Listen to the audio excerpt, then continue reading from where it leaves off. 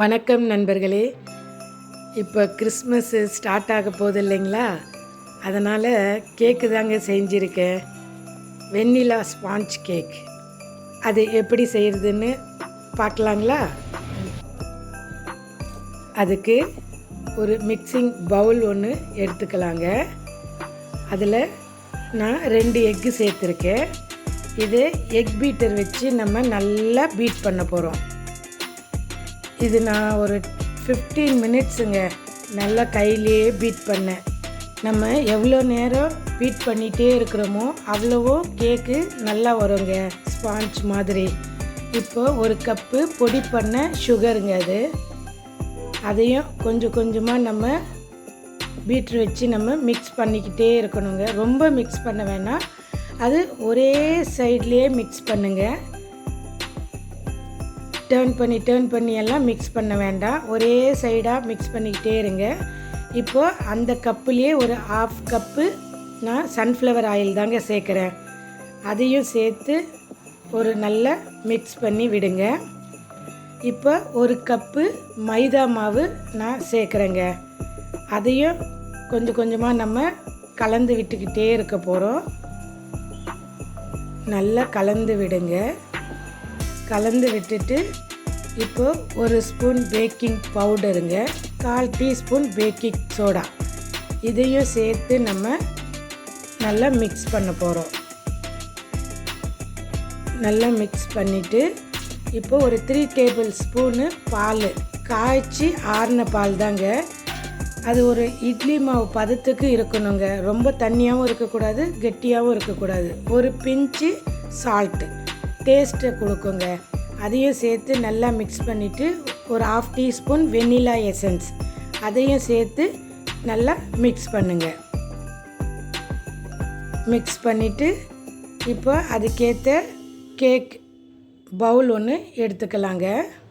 அதில் நான் பட்ரு கொஞ்சம் அதில் மிக்ஸ் பண்ணுறேன், ஒட்டாமல் வரணும் இல்லைங்களா, அதனால் ஃபுல்லாக பட்ரு தடவிட்டு நான் கொஞ்சம் மைதா மாவையும் அதில் ஸ்ப்ரெட் பண்ணியிருக்கேன். மிக்ஸ் பண்ணதை நான் அதில் சேர்த்துட்டு அதை சரியாக இருக்கிற மாதிரி நான் தட்டி விட போகிறேங்க. கொஞ்சம் தட்டி தட்டி விட்டால் கரெக்டாக இருக்குங்க ரவுண்ட் ஷேப்பு. இப்போ ஒரு பழைய பேன் வச்சு அதில் ஸ்டாண்டு வச்சு நம்ம மூடி போட்டு ஒரு 5 நிமிஷம் ஹீட் பண்ண போகிறோம். ஹீட் பண்ண பிறகு நம்ம எடுத்து வச்சுருக்கிற மிக்சிங் இதை நம்ம அந்த பவுலை அதுக்குள்ளே வச்சு நம்ம கவர் பண்ணி இது 30 மினிட்ஸ் குக் ஆகணுங்க. சிம்மில் தான் குக் ஆகணும். இப்போ நான் ஒரு 15 மினிட்ஸ் முடிஞ்சதுங்க. அது மேலே டெக்கரேஷனுக்காக நான் கேஷ்யூ வைக்கிறேங்க. நீங்கள் விரும்புகிறத நீங்கள் எது ஒன்றாலும் டெக்கரேட் பண்ணலாங்க. நான் கேஷ்யூ வச்சு டெக்கரேட் பண்ணுறேன். அதன் பிறகு ஒரு 15 மினிட்ஸ் நல்லா குக் ஆகணுங்க. நம்ம சிம்மில் வச்சு தாங்க குக் பண்ணணும். இப்போ 30 மினிட்ஸ் கழித்து நான் ஓப்பன் பண்ணுறேன். ஒரு டூத் பிக் வச்சு அதில் மிடில் குத்தி பாருங்கள். இது மாதிரி ஒட்டாமல் வந்தால் நல்ல ஸ்பாஞ்ச் கேக் ரெடி ஆயிடுச்சின்னு அர்த்தங்க. இப்போ இதை நம்ம சில் பண்ணணும்.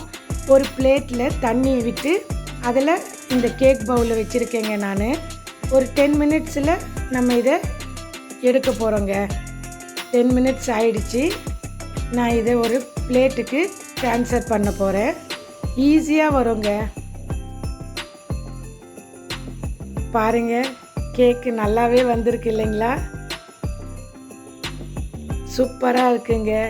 ஸ்பாஞ்ச் கேக் நல்லாவே வந்திருக்குங்க. கேக்கு கட் பண்ணி காமிக்கிறேன் பாருங்கள், எவ்வளோ மெதுவாக வருது பாருங்கள். வெண்ணிலா ஸ்பாஞ்ச் கேக் நல்லா வந்திருக்குங்க. நீங்களும் உங்கள் வீட்டில் செஞ்சு பாருங்கள். சாப்பிட்டு பார்த்துட்டு எப்படி இருக்குன்னு கமெண்ட் பண்ணுங்கள், லைக் பண்ணுங்கள், ஷேர் பண்ணுங்கள், சப்ஸ்கிரைப் பண்ண மறந்துடாதீங்க ஃப்ரெண்ட்ஸ். எல்லாருக்கும் ஹாப்பி கிறிஸ்மஸ். சேர்ந்து சமைப்போம், சேர்ந்து ருசிப்போம். நன்றி நண்பர்களே.